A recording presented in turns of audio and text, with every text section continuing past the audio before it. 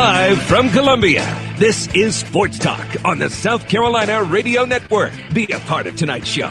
Call us at 800-956-7266 or email talkback@sportstalksc.com. Now, here are your hosts for Sports Talk, Phil Kornbluth, Kevin McCrary, and Tom Hayes. Good evening. Welcome into Sports Talk on South Carolina Radio Network. Kevin McCrary and the Professor Tom Hayes once again holding it down in our downtown Columbia studios located on Main Street. We like to think we are kind of the main street of sports here. Sports Talk statewide on over 30 affiliates. Wherever you have us dialed in, we're glad you're with us across the beautiful Palmetto State.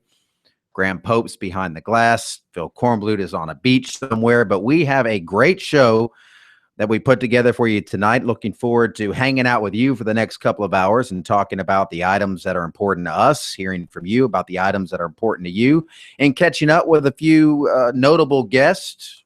Tonight, we will track down former USC defensive back, current Buffalo Bill, Stephon Gilmore. He will be joining us. He actually has a camp up at South Point, a skills and drills camp at South Point High School tomorrow from 10 to 2, and he wants to promote that and talk a little football with us. We'll talk some Braves baseball. They picked up a win last night over the red-hot Milwaukee Brewers. They knocked off the hottest team in baseball with that win over the Brewers last night, snapped an 8-game win streak for the Brew Crew, and we suspect we will track down Mike Morgan, pull him off whatever vacation he was on over the 4th of July holiday. And Chip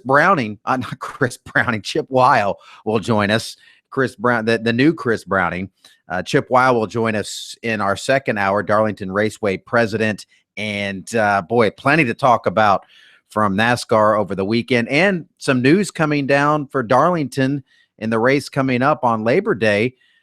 Little rules change in place for Darlington that we'll talk more about as we move through the program. Pro, I hope you're doing well. Doing well. What's NASCAR without another rule change? Don't they change them quite often? They do tend to change the rules quite a bit. The rules are never written in stone in NASCAR, but not a major rules change. It's a downforce package they're using this week in Kentucky, and this was suspected that it could happen at Darlington too. But they're going to downforce and hopefully keep the cars bunched up a little bit more and make for some more passing. That's the one downside of Darlington. Sometimes the cars get a little spaced out, and they're still going to get spaced out if they're racing under green for an extended period. But maybe this will make it a little different. And they've changed it a little bit for some of the tracks in Indianapolis as well. They're going to, in Michigan, doing some things to try to create better racing while keeping things safe. So plenty to talk about with Chip Weil coming up in our next hour. Better racing. As I said before, they want better racing. Give me a figure 8 track. No, I'm just kidding. Anybody ever seen those old figure 8 races? Well, that race on Sunday, that was close to NASCAR one, has no problem putting that video up over and over and over. And saw Austin Dillon. He was on Sports Center today, and you would have never known that guy was in that kind of wreck, walked away. And he's going to be racing this weekend in Kentucky. Just incredible. All right, we're going to hit a break. Back on the other side, we'll jump into your phone calls, some news notes, sports talk. We're popping the lid right now.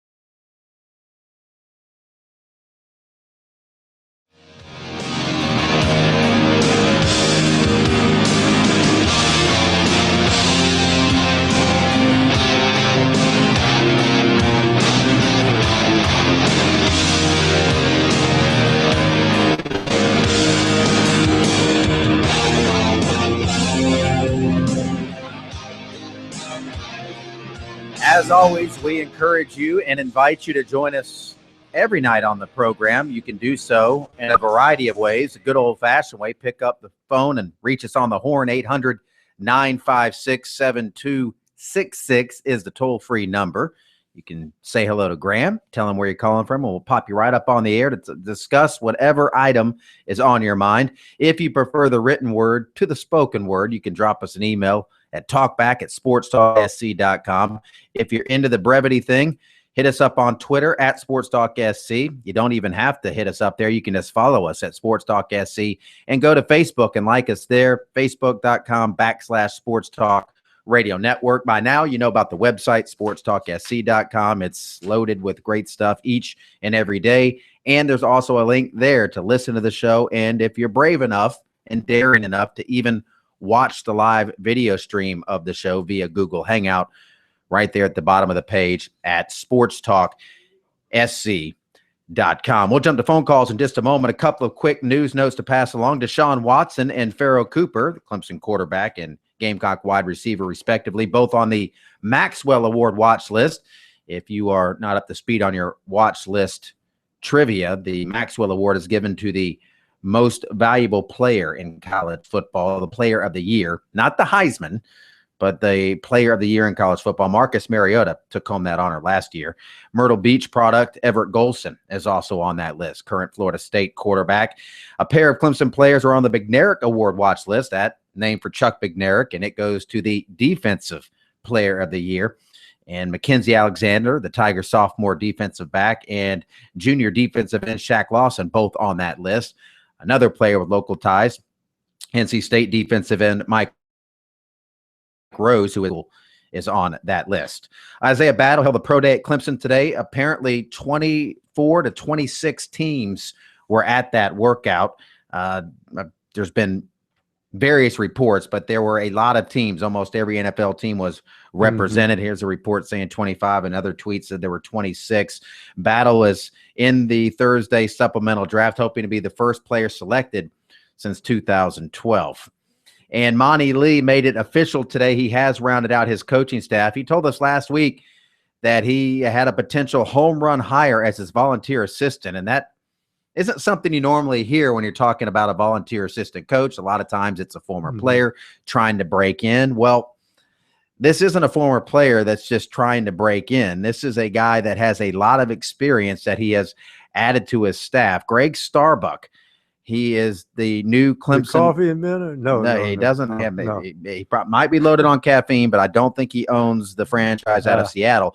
He has spent the past 17 seasons as an assistant coach, even the associate head coach and recruiting coordinator at Elon. He's 51 years old, ton of baseball experience, and I'm sure Monty Lee is very excited to have a guy with that kind of experience in recruiting ties and savvy on his staff.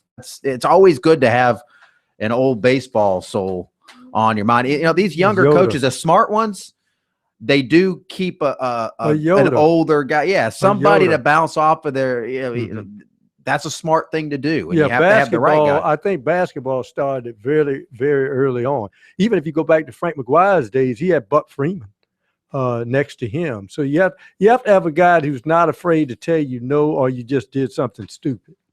All right, we have a few other notes that we'll move through as we progress through the show, but I want to make sure we have time for your phone calls. Don't forget, at the bottom of the hour, Stephon Gilmore, Buffalo Bills defensive back, will be joining us to talk about a camp that he has going on in Rock Hill tomorrow. If you're in the upstate listening to us and want to send your boy or your girl to that camp, it's for boys and girls ages 10 to 15. So you might want to listen to that interview. And even if you don't have anybody that will be attending the camp, you'll want to listen. We'll check in on what else is going on in Stephon Gilmore's NFL life.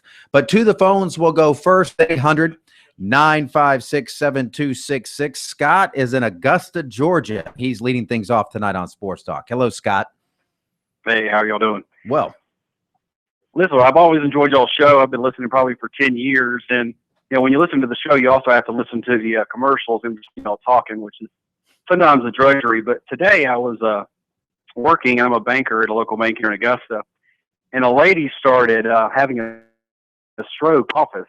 And because of that commercial that y'all have on all the time about FAST, face drooping, arm weakness, slurred speech, I was really able to, point it out quickly to another coworker and call and get to pick her up. So kind of a neat thing. And I just want to thank Sports Talk for having, good commercials that educate people about what to look for. So you're being completely serious right now? That's a legitimate story?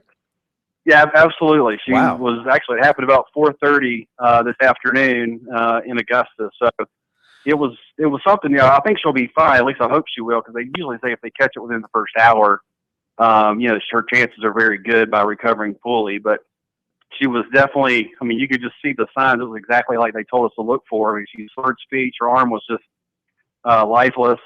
Her face was, kind of distorted, and so it was definitely the signs of the stroke. Well, good for you, man. I'm paying attention. Those are called PSAs for a reason, the public service announcement. And yeah, good work, man. Good on you. Oh, well, thank y'all. It's y'all. Otherwise, I wouldn't have known what to look for. Who knows what I would have thought. But anyway, I wanted to thank y'all, and I do appreciate the show, and go Dogs. Thank you very much. Well, glad you listened to the show and the commercials. Stick on there. And I've actually know the PSA that he's talking about. I've heard that one before. I wish we could take any sort of credit for that. That's definitely not us, but I'm glad that PSA worked, and we'll pass that along to the powers that be, because that's why they're there. So good stuff. 800-956-7266. That opens up a line, and you can reach out and grab one. Also, you can hit us up via the email, talkback@sportstalksc.com. Another in-state product getting a shot in the NBA. This is 3 now, which is pretty cool.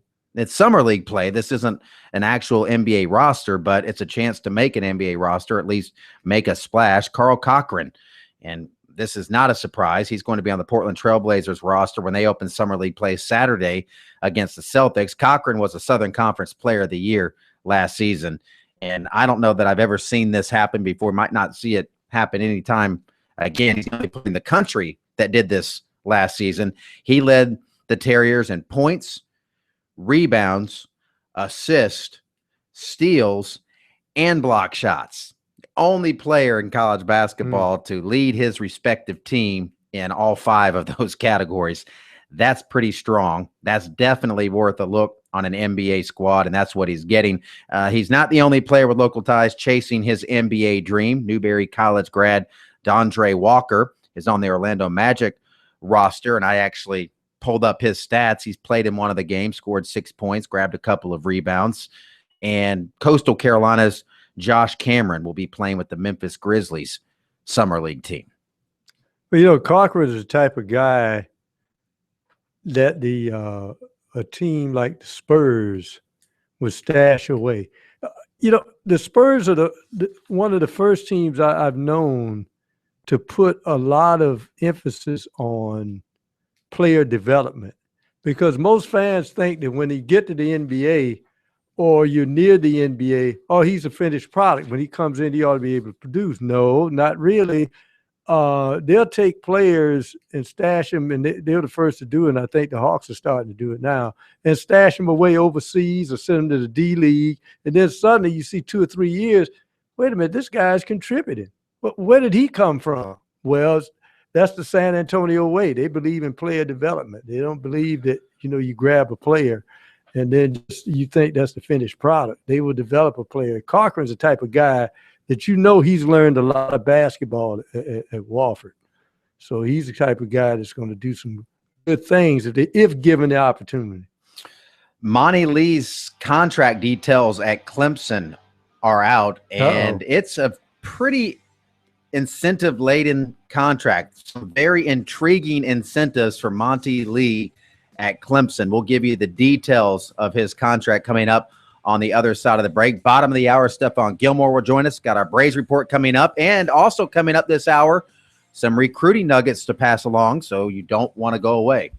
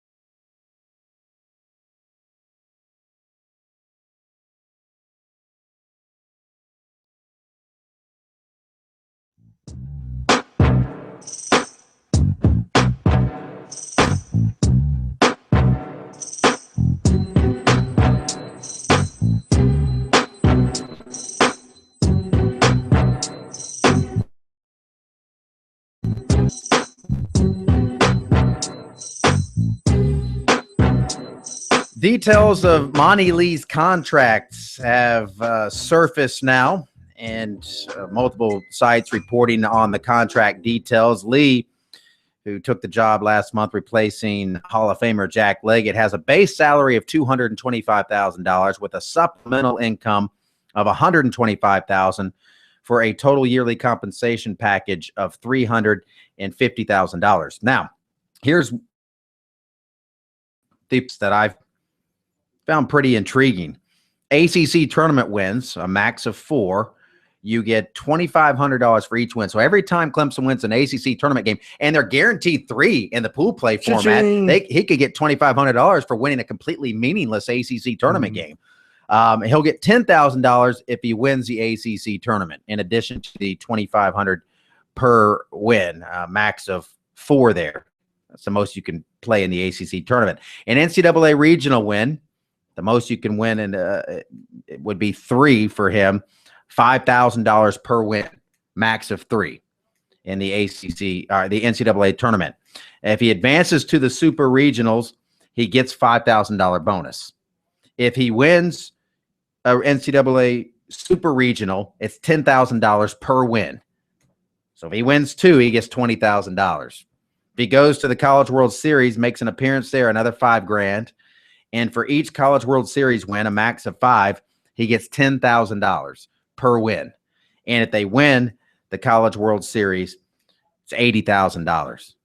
That's where I would have been if I was Monty's agent. I would have said, I want $100,000 to win. Go. Yeah, make it a nice round 6 figures. But $10,000 per College World Series win and $10,000 per super regional win.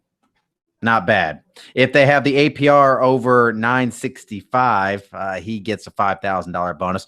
Bonus potential, $200,000, standard fringe benefits, standard university, unclassified employee package, including state retirement benefits and a car. But the big stuff to pass along, the bonuses for the postseason, $5,000 every time he wins a regional game. So a lot will be on the line in more ways than one when Clemson's playing in the postseason for Monty Lee. I better get my scorecard out.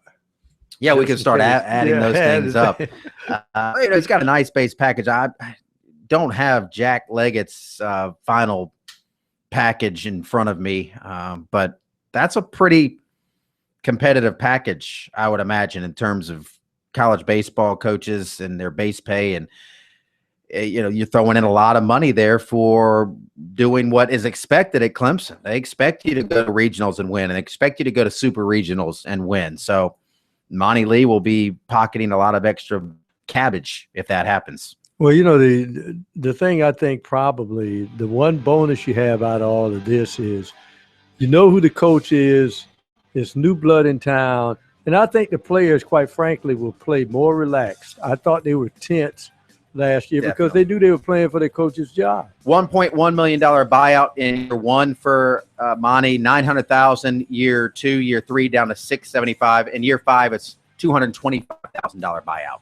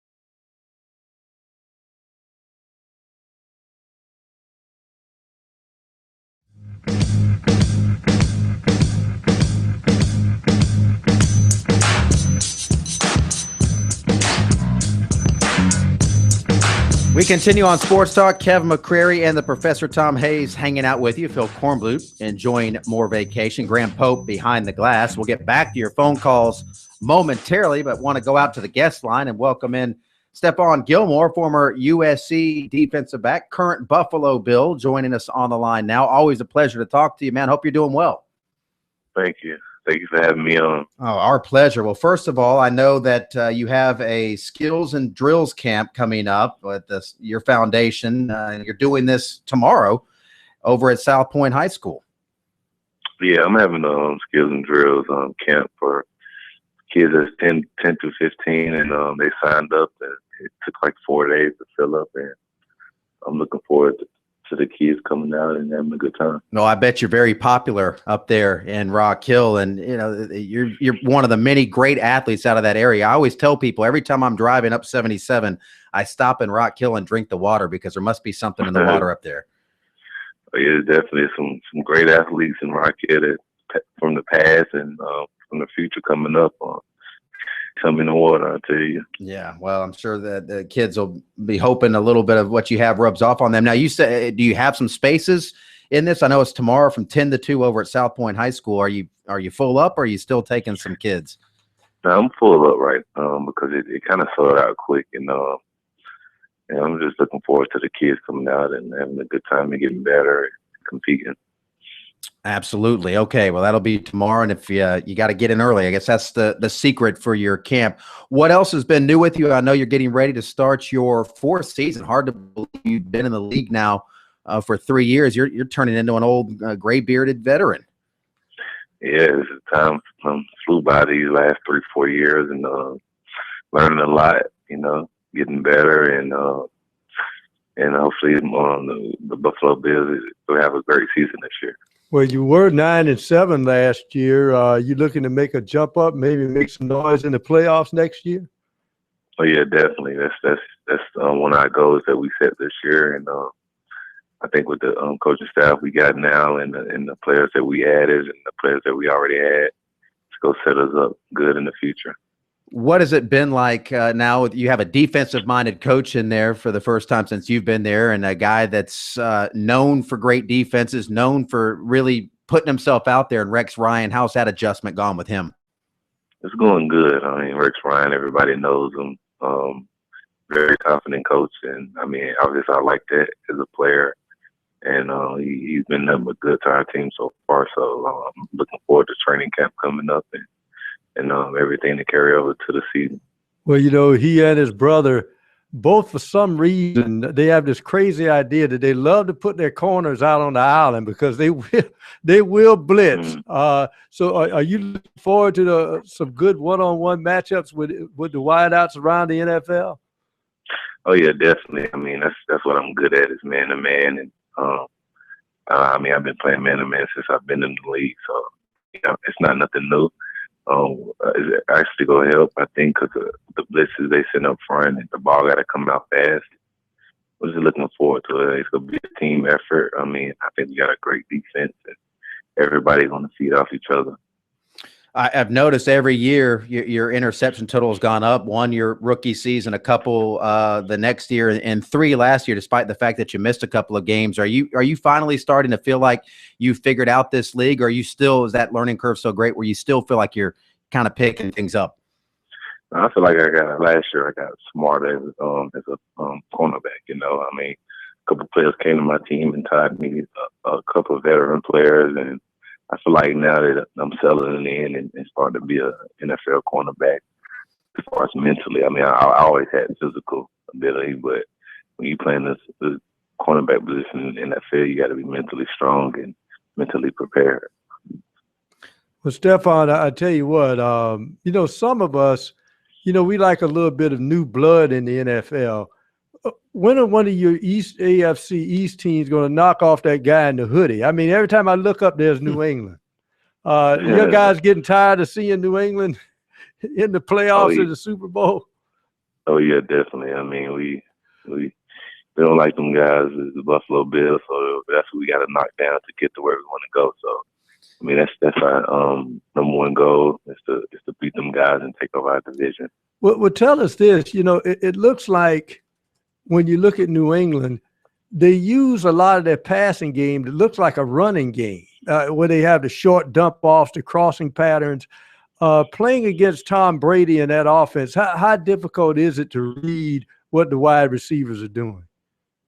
I mean, they do a good job I mean, obviously Tom he's one of the best quarterbacks to ever play the game, but they do a good job at just studying their plays, staying on their schedule, and like you said, finding holes in the defenses. So if you got holes in the defenses, they tend to find a way to beat you, and they always stay on their track. So I mean, I think you got to get to Tom Brady and disrupt him. And after that, I mean, the rest is history. I think that's when teams beat them, when they get to Tom Brady and hit him. Stephon Gilmore joining us on Sports Talk now, former Gamecock defensive back, current Buffalo Bill. And I know there are a lot of people in the Palmetto State that get the NFL Sunday ticket and watch the Bills. People in the upstate, Stephon, they call Buffalo Clemson East. Because there's so many former Clemson Tigers on that team. Do you feel like you're getting surrounded by players from your rival school? Oh yeah, definitely. It's a lot of guys up there actually from Clemson. But we always talk junk every year about who will win that game at the end of the year, and it's just fun. I mean, obviously we're teammates now, and they're actually cool. But I told them I hated them when I played them in college. But we always have fun and talking junk. Yeah, well, I know you and Sammy's paths didn't cross on the college level, but talk about what it's like. Do you guys square off against each other in practice much? And what kind of player is he to watch up close and personal there with the Bills? We go against each other every day, one-on-one, team, 7-on-7. We push each other every day and make each other better. And I actually played against him my junior year in college. I played against him once. So like I said, we just push each other in practice and make each other better, and obviously help us in the game. Were you guarding him on the pass that he dropped at Williams-Brice Stadium? That's the one Gamecock fans always give him a hard time about, that play that he dropped that pass. Do you remember that play? Yeah, I remember. I don't think I was going. I think that was on the other side. He was on the other side, but you did get the win in that game, so you can say you're 1-0 against him in college. So you have the bragging rights there. Yeah, I'm actually 3-0 against Clemson. So then, the overall, I wasn't gonna stick the knife too deep in the Clemson fans that are listening right now. But yeah, you were undefeated against the Tigers, doing very well. Again, your camp's coming up tomorrow at South Point High School. Nice to see you back in the Palmetto State. I know it means a lot to you to give back to your community and work with the kids, and I'm sure it's going to be a big time out there tomorrow. Yeah, looking forward to it. Just competing with the kids and having the kids do things that the same drills that we do in the league and having fun. Stephon, always a pleasure, man. Take care. Thank you. Stephon Gilmore joining us on Sports Talk, and he will be holding that skills and drills camp tomorrow from 10 to 2. Unfortunately, it's full, but you'll have to get in early on that next year, and always good to catch up with him. And he's in that wicked AFC East that has that Tom Brady team in it, deflated balls or not. The Jets, the Bills. He's right. The key point is, and one of the reasons I thought the Giants had the chance when New England was undefeated in the Super Bowl is the one thing that Tom Brady does not like, and that's to be hit. And the Giants, that whole game, that front four, that was the decision that we're going to make this a heavyweight fight and see how many blows he can take. And pretty much New York kept him off his spot, made him a little bit uncomfortable, and was able to steal it at the end. And that's how you have to beat him. Unfortunately, they have a lot of three-step drops in that offense. Hard to get to him. I forgot that he was still at South Carolina. His junior year was Watkins' freshman year. And, yeah, I didn't forget that he was 3-0 against the Tigers when he was there. But I was going to let him bring that up instead of me. But, yeah, he was 3-0.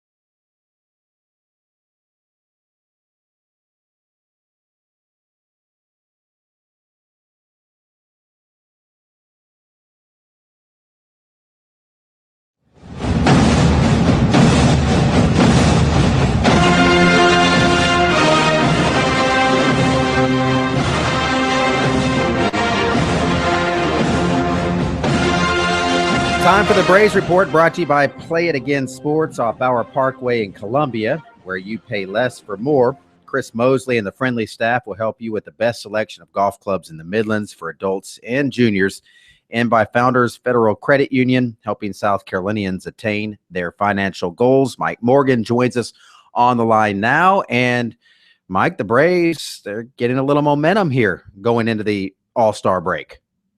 Yeah, game under 500, playing good baseball, and a lot of things going well for this team, including the bullpen, which has been maligned all season long. They made a couple of more moves here in the last few hours, promoting Arodys Vizcaíno, who they really had high hopes for this year as a flame-throwing right-hander that they've been high on for a while, but he got popped for PED, so he was suspended for 80 games. So it's finally up, and he can participate now. David Carpenter getting called up as well.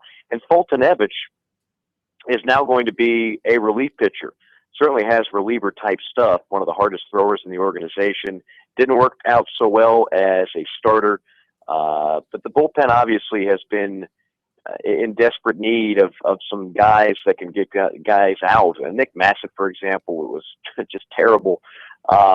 Just gasoline on the fire game after game. So they finally are trying to mixing it up a little bit. And that combined with continued good work by Grilli and Jim Johnson at the back end, all of a sudden now you're not great, but you're solid there.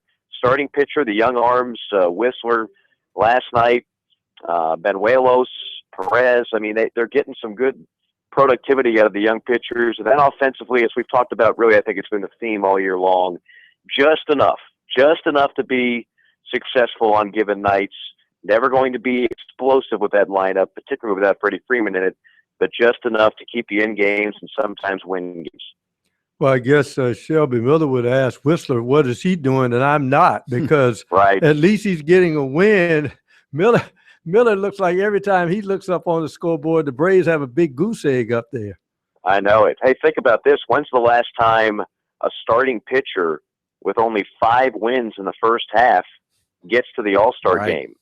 I mean, that's extremely odd, but I give the players who voted on the reserves, I don't trust the fans to make the right decisions in these spots usually, but I give the players credit because they realize how good Shelby Miller has been. And if you actually pay attention to that and not look at the record, he deserves to go. So I was happy for Shelby Miller. I think he's really been he's been on the wrong end of the stick on some bad luck in terms of not getting offensive support, but he earned a trip to the All-Star game, and maybe in the second half they'll actually hit and force some runs for the right-hander. Mike, we were talking about this last night, and they're not moves that are going to make headlines, but the Braves are quietly making these little moves where they're stockpiling more arms and assets. Yeah, that's the MO of John Hart. John Hart, and I know the questions are going to be coming up here soon as we get near the All-Star deadline, trade deadline, I should say, whether or not the Braves are going to make big moves, or they're going to be buyers or sellers. I think they're going to continue to do what they've been doing since John Hart took over the reins, and that is methodically, small move by small move. You know, the landmark deals are done where they gave up some big players. Got a few big names in return, but mostly guys that they thought were guys for the future. And that's what I think they're doing now, is they're just these little moves here and there that are not going to be, leading off Sports Center, but moves that long-term will bolster this roster, bolster the farm system, both of which desperately needed some enhancing. So I don't know. I can't sit here and tell you it's going to work. I can't sit here and tell you they're going to be in the World Series 2 years from now, but I think everybody that's been following what's going on closely at least understands the plan with John Hart. I'm not sure if they always understood it at times with his predecessor. I know that Padres, but I think a lot of Braves fans, certainly they might miss Upton, but they're got to be falling in love with Cameron Maybin and the play he made last night, and he's kind of an exciting guy to watch play out there. He's an exciting guy. He's a good clubhouse guy. And I think generally, not just from a Braves standpoint, you pull for the guy. For those that don't know the story on Cameron Maybin, I mean, he was the Padres organization was supposed to be a stud, and for whatever reasons, he just kind of flopped, and he's just bounced around. He has not been the player that everybody thought. So these are the kind of guys I can't help but pull for regardless, that all of a sudden the light goes on. And maybe the change of scenery in Atlanta has produced that light, and all of a sudden he's been an exciting player, a good player. Now the question will be whether or not they keep him, because I think some people will be calling the Braves and trying to make a deal for him. Mike, always a pleasure. We'll catch up with you tomorrow night. The Braves and Brewers get things started in Milwaukee a little after 8 o'clock tonight.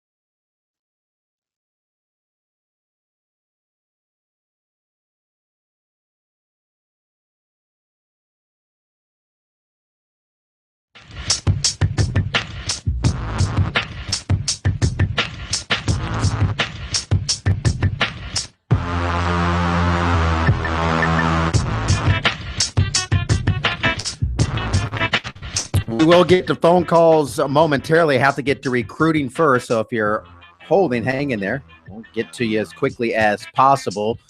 But let's jump in our report. Kornblut's on vacation. Recruiting never goes on vacation. And it begins with a kicker. That's right, a kicker. Schools in need of a kicker might be wise to contact Alex Barbier of Cumming, Georgia. If you're looking for consistency, he was 6 of 8 last season with long shots from 56 and 52 and was 42 of 43 on extra points. So he has a big leg, and he apparently made one from 71 yards. I'm reading this from the story. My eyebrows are raised as I read that, but apparently he made one from 71 yards, so he has a big leg. He also has offers from Rutgers, Illinois, Army, Navy, and Air Force. Clemson is showing interest. He has Clemson on his list, and he's been in touch with recruiter Danny Pearman, and he's waiting on a call back with the Tigers offer. Barbier is also talking with Georgia, Penn State, and Florida. He's visited Georgia, Penn State, North Carolina, Rutgers, and he plans on visiting Illinois. He would make a return trip to Clemson if offered. He's waiting to hear what the coaches say. Rutgers is his current favorite because they've offered, and he's had a chance to visit there. Wide receiver Kelvin Harmon of Palmyra, New Jersey, is thinking hard about USC and some other programs this summer, but plans to wait until the fall at the earliest before making a decision. Harmon wants to get a closer look at some schools via the official visit and also check out some places this fall. and make a decision perhaps in late September or early October. USC, NC State, and West Virginia are locks for 3 of those visits, according to Harmon. Harmon camped at USC, North Carolina, and NC State last month. He won't attend any more camps this summer. He might return to USC for the social outing planned for top targets later this month. He's been in contact with Gamecock recruiter G.A. Mangus and feels strongly about USC at this point. Defensive back Devron Davis of Merced Junior College in California was offered by Florida. He also has a USC offer. Clemson has offered 2017 linebacker Lee Anthony Williams of Roswell, Georgia. And Monty Lee on the baseball recruiting front has added another top in-state prospect.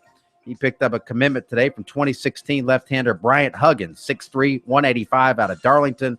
Huggins made the commitment after a visit with the Tigers, and he gives the Tigers 8 commitments for their 2016 class. That includes 4 left-handers. He's the 6th recruit for Lee at Clemson, covering the 2015 through 2017 classes. Monty Lee has been a very, very busy man at Clemson.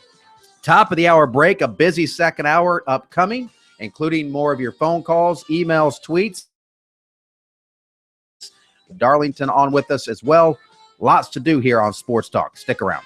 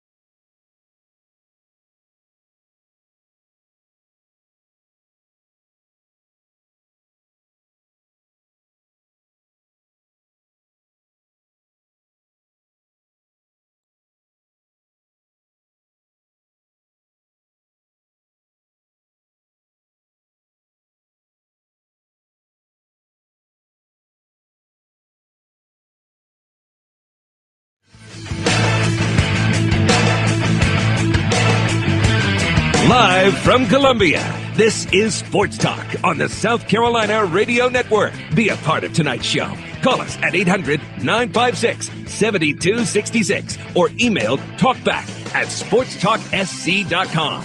Now, here are your hosts for Sports Talk, Phil Kornbluth, Kevin McCrary, and Tom Hayes.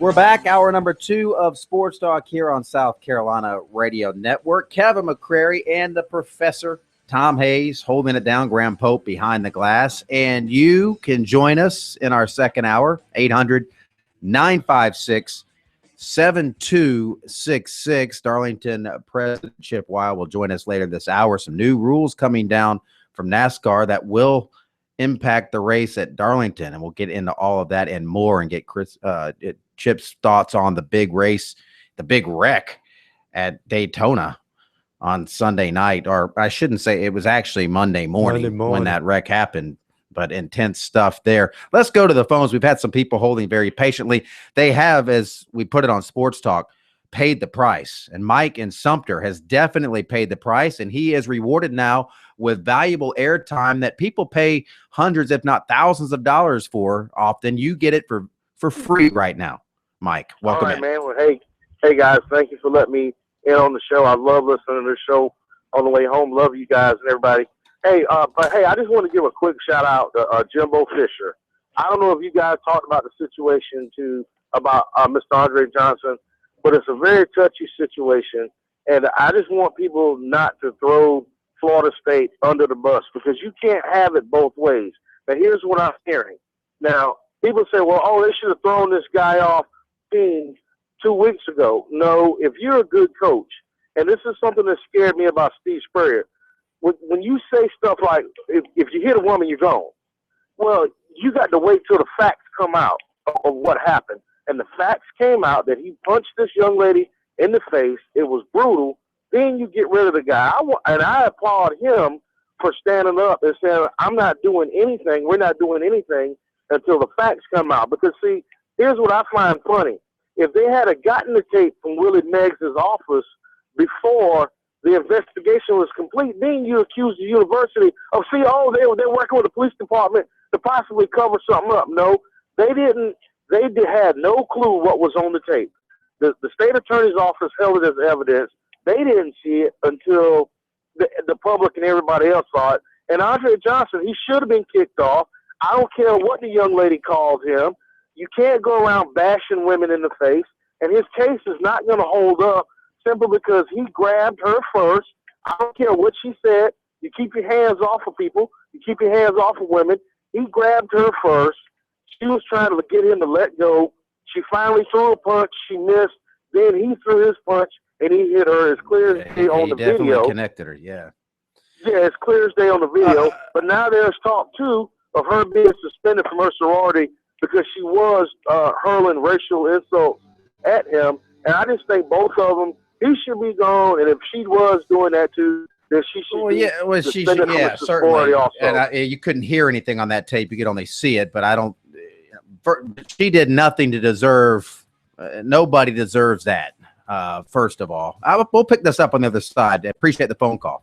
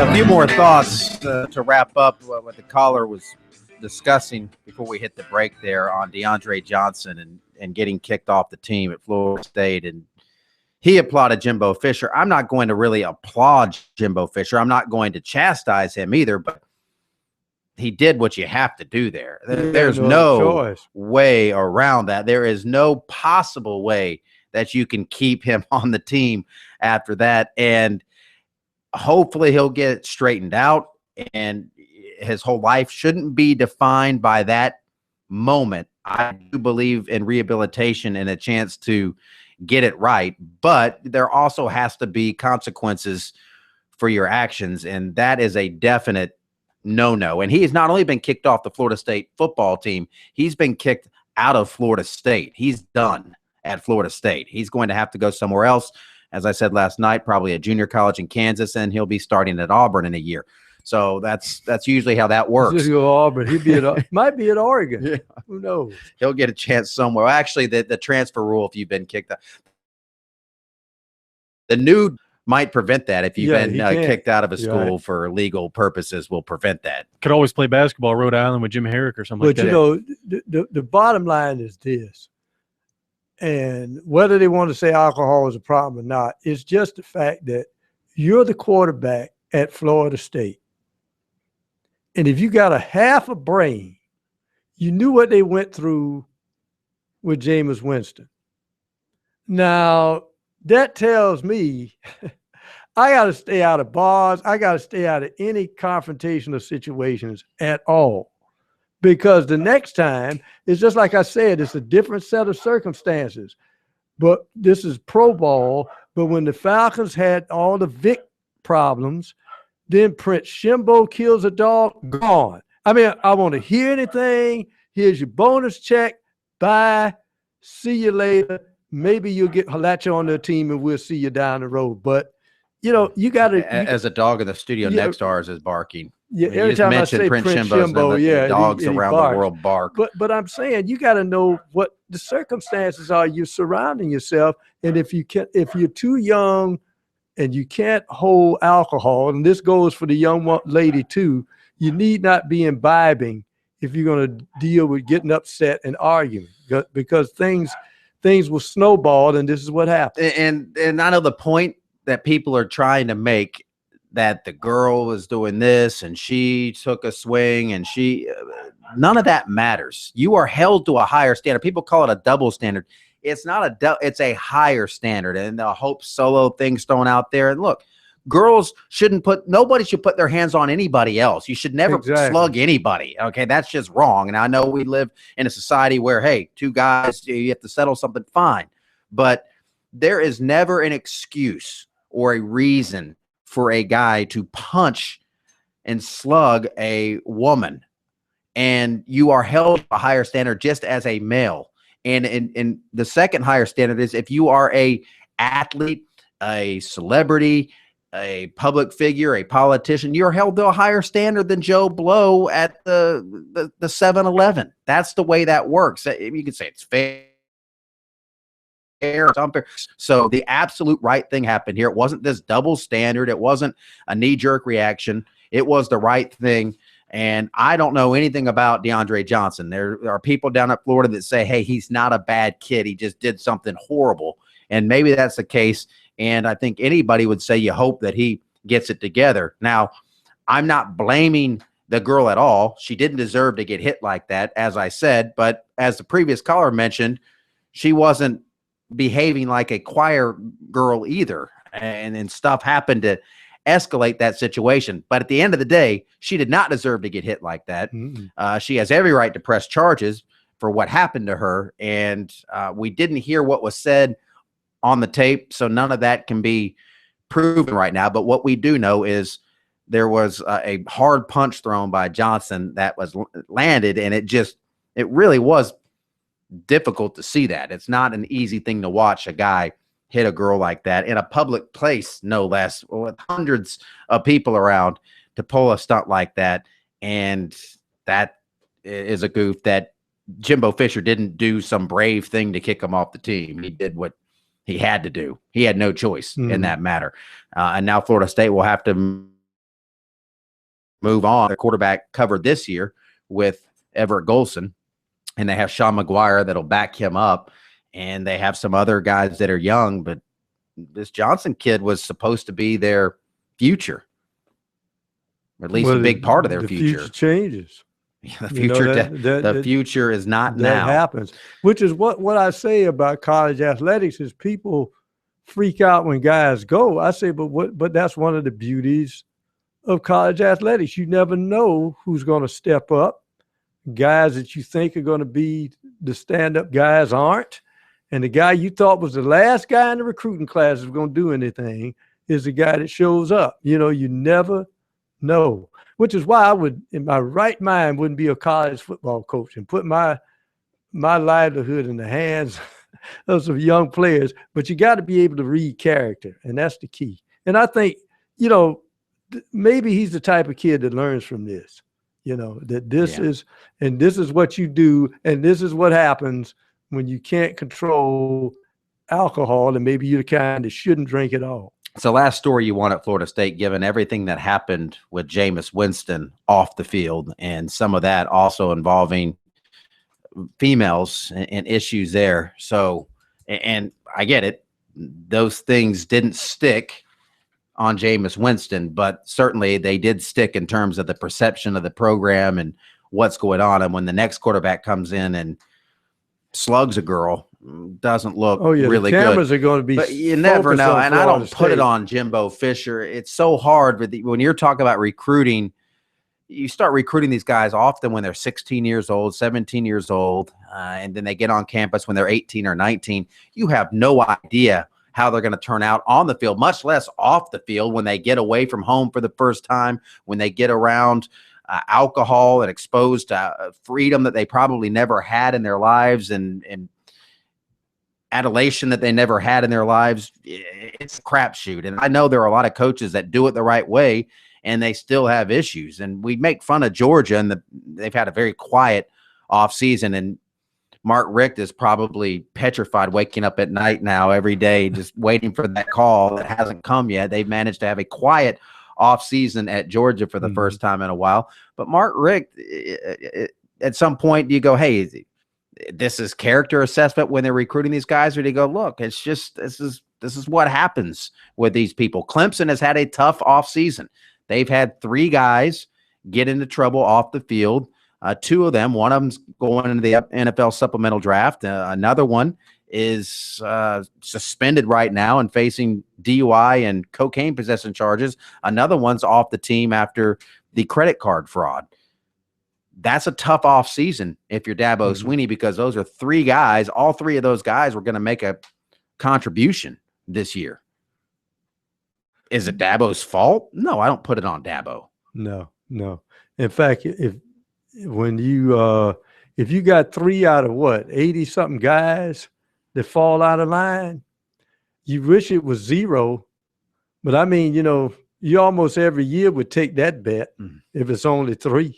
And college is the only actually gets blamed. And the NFL guys get in trouble. You never see the head coach of the team blamed. You don't see Ron Rivera getting blamed for Greg Hardy's decisions. Now, it's a little different, too, and coaches, unless they're the general manager, they're not signing these players. You coach the guys that you have, but they don't say, well, this coach has created a culture of problems. The agent gets the phone call. They put it on the player. Now, when it's a college kid that does it, somehow it's always the coach's fault. And the coaches only have so much access to these guys. There's only so much they can do. And I'm always a little wary. You still have to put the responsibility where it lies, which is 99.99999% of the time on the player that did the problem. We'll be back.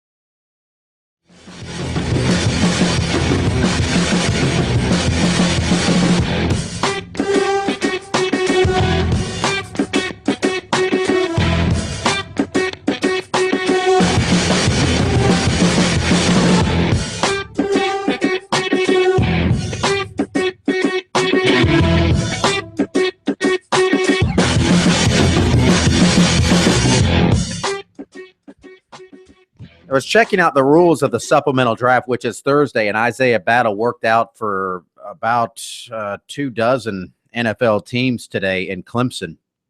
And nobody's been selected in the supplemental draft since 2012 when Josh Gordon was selected by the Browns. And that turned out great for the Browns from the fact that Gordon turned into a Pro Bowler. Not so great that some of those problems that probably landed Brown in the supplemental draft are still haunting him, and he's ineligible to play this season because of another failed drug test.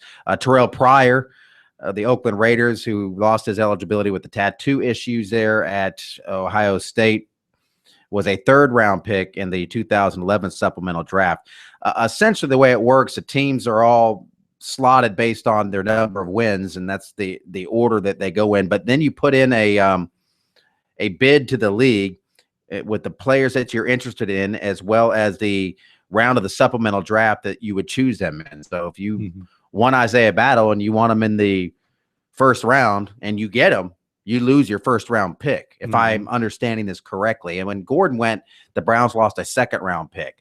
And I'm sure that nobody's going to give up a first round pick, but would somebody give up a second, third round pick for Isaiah Battle? Potentially. I think Battle will probably go to somebody in one of the rounds of the supplemental draft. 3, 4, 5 in that range. He's that good. And as I said before, the odds in the favor for if they put in the right bid and teams pass on him, he'll be a Falcon. Because I know they have had so many injuries on their offensive line. They want a stud on that left side. And even they think he's better for the right, but they'll play him at the left. But, when you got a guy like Matt Ryan, you want him protected. So I'm thinking probably that's going to be one of the teams that will be after him hot and heavy. Plus, they already given up a 5th round next season. So, but they had such a gold mine of a draft this year, they can afford to cough up a couple of picks in the next draft. Well, Battle's a guy, had he played his final year at Clemson and had a big season, he could have been a first-round pick, potentially. And NFL teams had been watching him for a while, and they know who he is and maybe had him on the radar, so they're thinking, well, we could get a potential first-rounder here with a 3rd or 4th-round pick. It's still a gamble because he has some baggage. How much we don't know exactly, but I'm sure today when those 24 to 26 teams showed up, they found out a lot of that probably wasn't so much to see him, but to find out what's going on with this kid. Of course, why are you in this draft? They want to find out, but the NFL has a tremendous investigative division. They will find out what's going on. We've got some NASCAR talk coming up on the other side. Chip Wild, Darlington Raceway president, will join us, talk about that great race in Daytona and some new rules coming.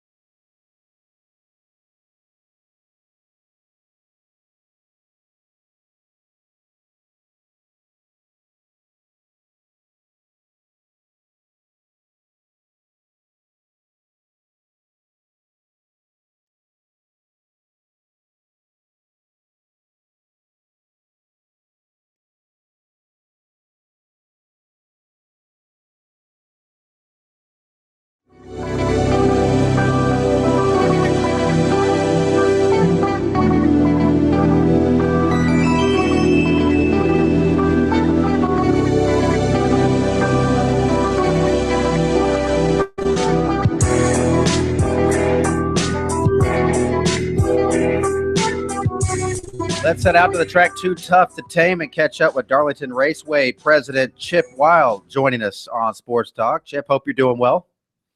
Yeah, what's going on? Well, first of all, how did your 4th of July festivities go at the track? Oh, holy smokes. We had 30,000 people come out Wow. for the second annual Freedom Fest. Yeah, what an incredible night. Just a testament to the great folks of Darlington County that came out and supported the event. And, man, the greatest part of the whole night was we got 30,000 people off the property in 37 minutes. So that's something we're really proud of. You got them all. Yeah, I was going to say traffic. Let's face it, it's not always the easiest thing to do is get in and out of there, but that's impressive. Yeah, 37 minutes. Thanks to the Sheriff's Department. The Darlington County Sheriff's Department did a fantastic job getting everybody out of the infield and off the property. So we'll certainly look forward to doing it again next year. Nice. Nice job. Okay, now, did you manage to stay up? I know you had a big day on Saturday, and you guys were partying hard there at the track. Did you manage to stay up and make it to the end? You know, I didn't. I can't lie to you. Saturday was a long day, and when I saw it raining on Sunday, we stayed up. I actually remember them taking the green flag, but that's about all I remember before I fell asleep. Yeah, I made it a little farther than you. I made it 80 laps in, and I fell asleep, and I actually got elbowed. Turn off the TV, and the race was long over. But man, you were like the rest of us. I mean, what are you thinking as you wake up and you're seeing the highlights of that finish?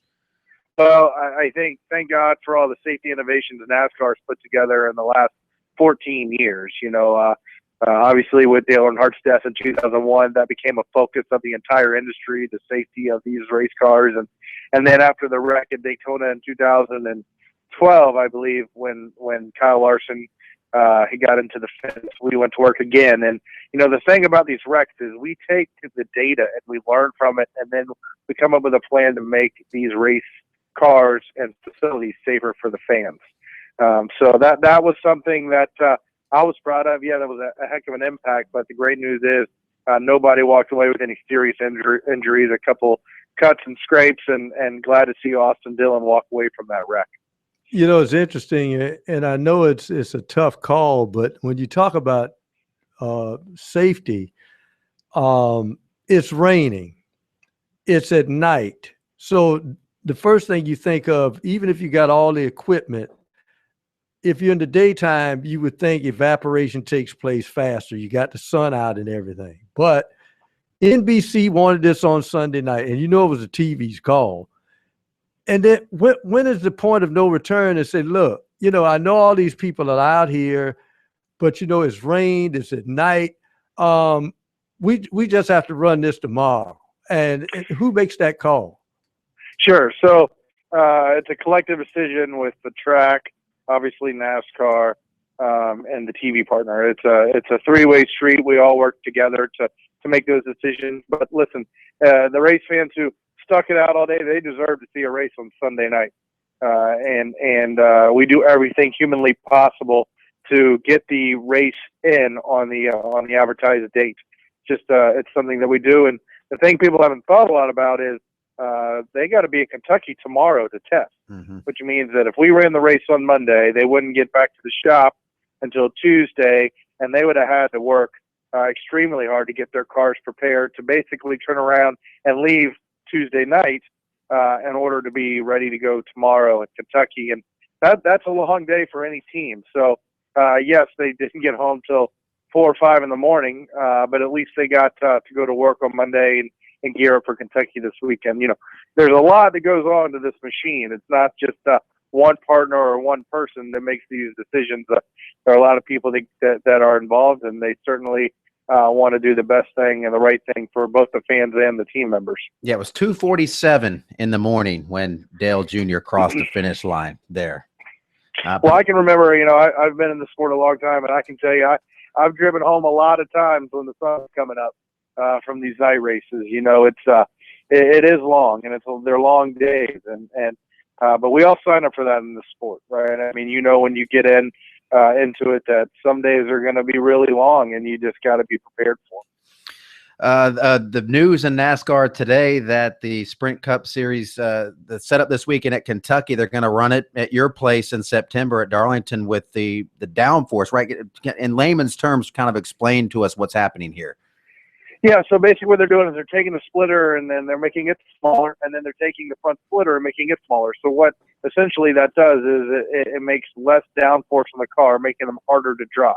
We're also going to add a softer tire when they come to Darlington on Labor Day weekend, which will help us with tires wear out. Obviously, at Darlington, they wear out even quicker, which means there's going to be more passes. These cars are going to be a little bit harder to drive, so the drivers are going to earn their money, is what I like to say. But they're going to make the racing better. That's the thing NASCAR continues to do, is evolve the product. The great thing we all agree is that NASCAR racing is the best form of auto racing in the world. But NASCAR isn't sitting back saying, hey, we got the greatest product, we're not going to work on it. Each and every day in Charlotte, North Carolina, to put the best product on the racetrack for the fans. And hopefully this new package will make the racing even that much more exciting. So you're really going to be watching this weekend's race in Kentucky with an extra close eye.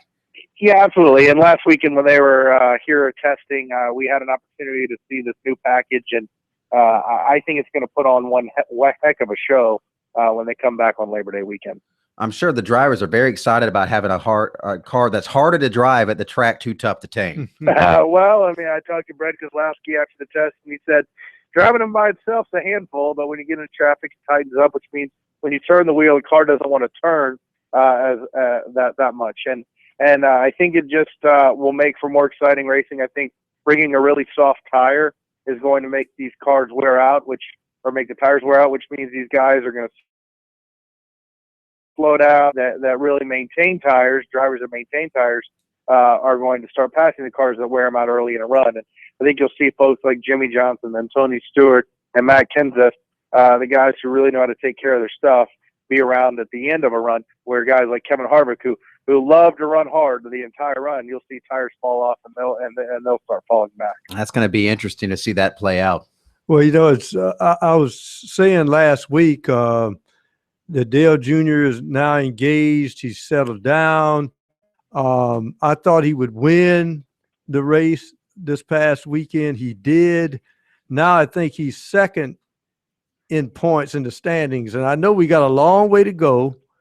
But is he a legitimate threat to win the chase at this point in your mind? Yeah, I mean, I certainly think he's one of the guys to watch, just like last year. He was one of the guys that we talked about really all the way through the summer, and then that team kind of hit a dry spell in the fall when they really needed to pick it up. And I think that work on their package, they already know they're locked into the chase. So they need to start working on their packages and the chase now so that when they get there, they're a contender. That's going to be the challenge for that 88 team. But certainly Dale Jr. has done one heck of a job the last couple of years getting victories and really being part of the conversation. He is as mentally ready as he's ever been. I think he like you said, he's gotten engaged. He's in a really good place in his life. And I think he certainly still really wants to race hard. And I think he certainly will be one of the drivers we talk about leading into the chase. It was really, now looking back on it, cool to listen to his in-car conversation as that race ended and how involved he was in the conversation with everything there at Daytona. Unfortunately, it turned out great, but that was just really cool to go back and listen to that conversation. Yeah, our sport is really a tight-knit group. We travel together. We all know each other very intimately. Yes, you're fierce competitors on the racetrack, but there's a genuine interest and care for one another that I think is really unique to our sport. And when you see somebody you race with every week be involved in an accident, you want to know they're okay. Yeah. And to listen to him was really neat. Chip, we appreciate it. Chip Weil, president of Arlington Raceway, and check out all the cool stuff they're doing there, and a nice little facelift, some new signage up there that Chip tweeted out earlier this week, and grab a ticket for the track Too Tough to Tame Labor Day weekend.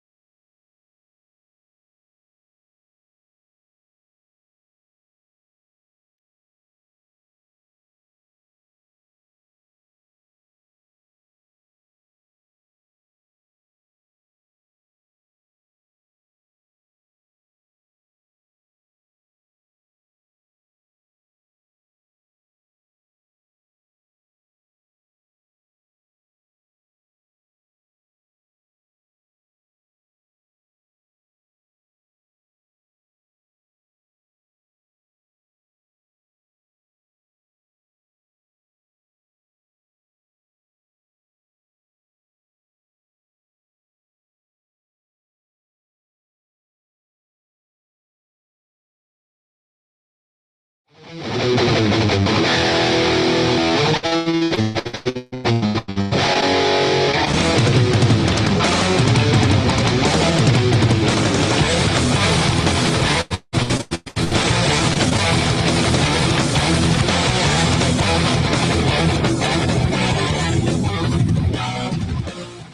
you're just joining us on Sports Talk, the big stories of the day that we've been following that you may have missed: Clemson quarterback Deshaun Watson and USC wide receiver Pharoh Cooper both on the list that was released today. That award given annually to the player of the year in college football. Myrtle Beach product Everett Golson is also on the Maxwell Award watch list.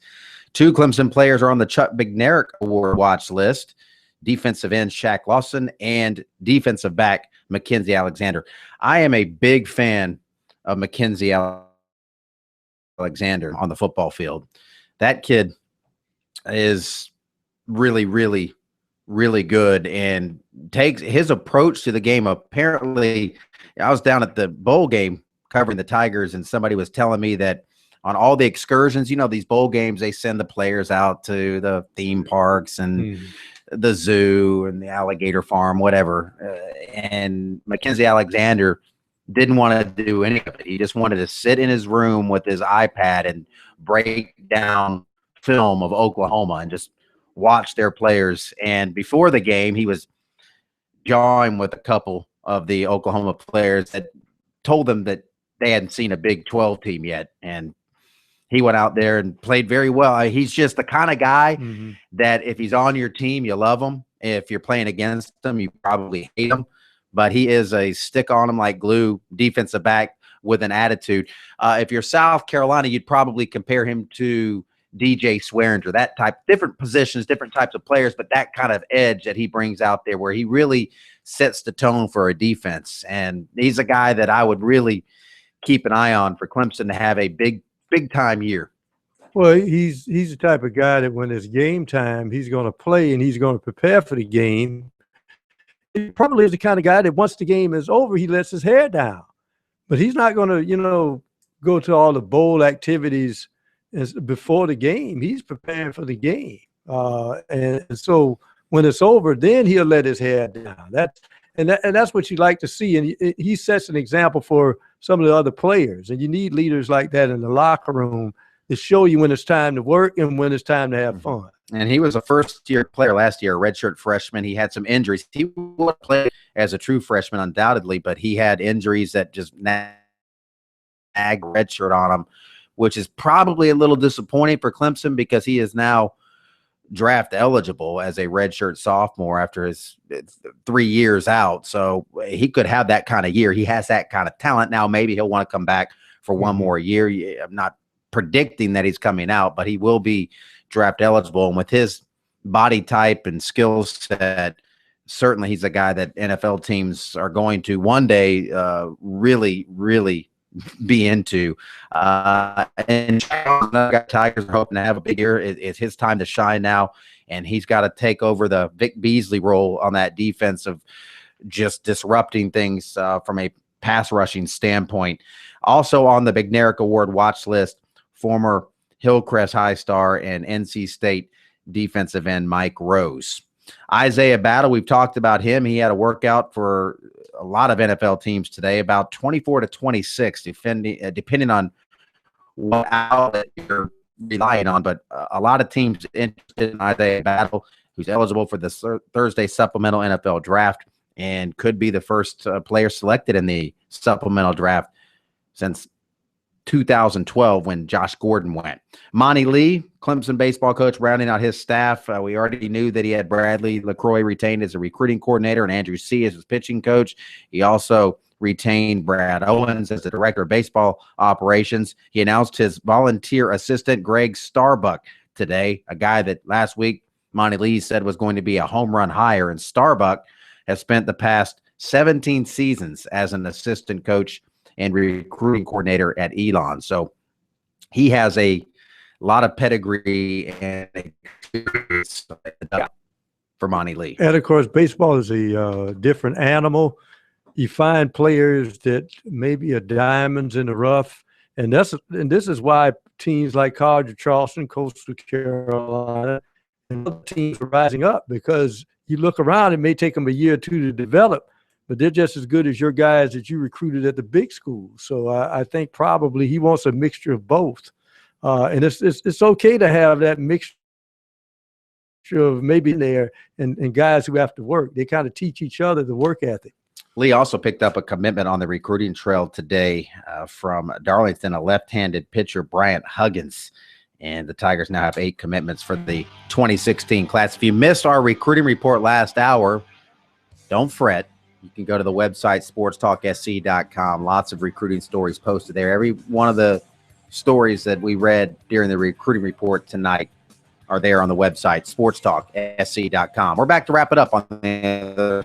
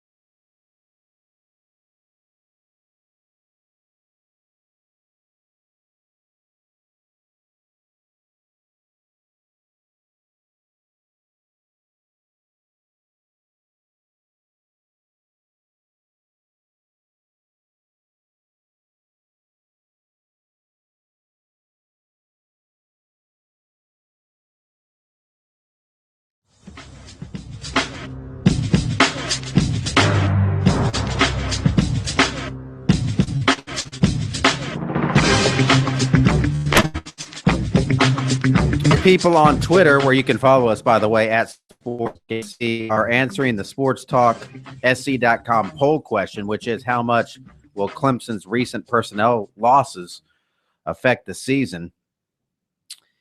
Darren tweets, doesn't matter, FSU is still head and shoulders above. They didn't look head and shoulders above at the game in Tallahassee that I was at last season. I'll tell you that. Now, granted, Jameis Winston wasn't on the field, but you know what? He's not going to be on the field this year either. It'll be a completely different game with different players, but I wouldn't say Florida State is head and shoulders above Clemson right now. Clifford says Bob, Petrino, Spurrier, Jimbo will haunt Dabo this season just to quench the hype. All right. That was the poll question. Here's one from Brandon and Crystal on Twitter about Isaiah Battle. And he says being the top prospect in the supplemental draft, beating a Division I AA opponent. Well, tell that to Chris Carter, who was a supplemental draft pick. Tell that to Bernie Kosar, who was a supplemental draft pick. I think they might beg to differ. Now, all these guys end up there for doing something. Well, I shouldn't say doing something that they shouldn't, but something went, the wires got crossed somewhere. I'm not going to dredge up everybody. In Kosar's case, it was just a matter of, I think during that time, because he was a redshirt junior and I think the rules were different, that's the only way he did. And he wanted to go. He thought it was time to go. He had won a national title, and that was the only. And he finagled the Boz. He finagled that because he wanted to play with his hometown Browns, the hometown area Browns, and they knew it. They finagled it so he knew the Browns would have the number 1 pick, and he went in the supplemental draft so the Browns could take it. Yeah. The list of guys that were taking a supplemental draft, usually there's a backstory there. Again, I mentioned Brian Bosworth, mentioned Chris Carter, Terrell Pryor in 2011. Josh Gordon was the last guy to be selected in 2012 by the aforementioned Cleveland Browns. So we'll see on Thursday. But 24 to 2016s, we're checking out Isaiah Battle in Clemson today when he was selected by the new Browns. Bernie Kosar played for the Baltimore Ravens. Okay. Yeah, Just two different. I'm not so certain that the old Cleveland Browns would have taken Josh Gordon. South Carolina is having a press conference tomorrow to announce that they are extending their partnership with Colonial Life over at Colonial Life Arena. Ray Tanner will be there, and we will be there as well, and hope to catch up with Ray Tanner. So some comments from him coming up tomorrow night on Sports Talk. So stay tuned for that. We're going to delve into more college football talk as well on Sports Talk. We're just cranking things up, counting down the days until football, and we're really going to be getting into some hot and heavy football here as next week begins and going forward. That's going to do it, Pro. A pleasure as always. Graham Pope behind the glass doing a great job. Kevin McCrary wishing you a great Tuesday night. We'll see you for a Hump Day episode of Sports Talk. Same time, same place tomorrow night.